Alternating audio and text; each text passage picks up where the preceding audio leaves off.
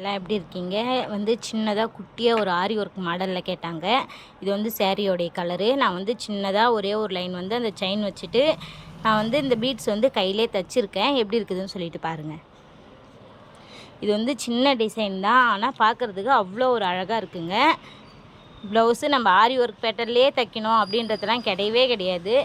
இது நம்மளால் முடிஞ்சது, நம்மளுக்கு தெரிஞ்ச மாதிரி ஒரு சின்ன ஒர்க்கு நான் இந்த ப்ளவுஸில் கொடுத்துருக்கேங்க.